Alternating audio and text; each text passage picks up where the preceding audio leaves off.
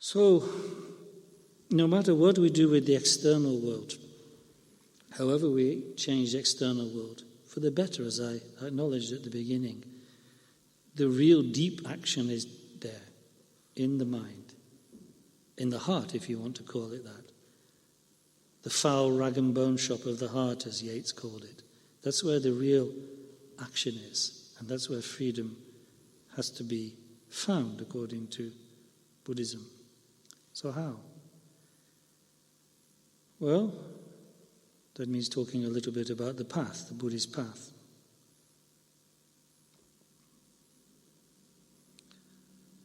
But it means in a way that, you see, that talking about the Buddhist path is only, in a way, really meaningful when one wants to engage in it. I mean, it's like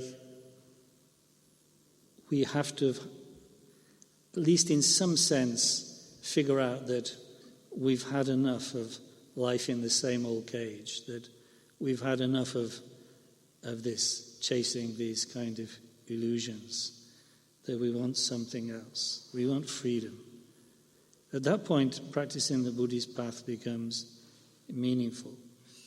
Now, I know Buddhism is a world religion. There's whatever number, 350 million or 500 million Buddhists. People mostly born into Buddhism as a religion.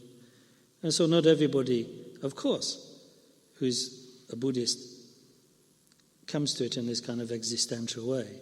But even those born into it as part of their culture, to engage in the Buddhist path seriously, have to come to this kind of point. It's actually how Buddha himself awoke to these truths about reality when he'd had enough.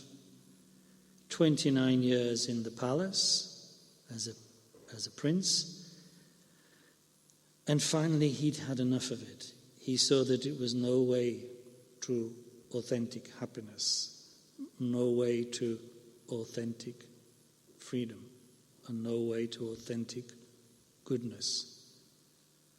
Because he sensed underneath all the gaudy pleasures that a royal upbringing could bring him in ancient India, at a time, by the way, of great cultural advances and sophistication, that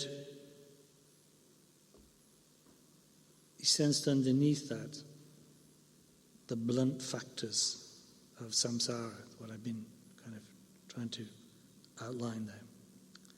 And so when he sensed that, his royal life kind of crumbled like ashes in his hand, and he set out on the search for freedom.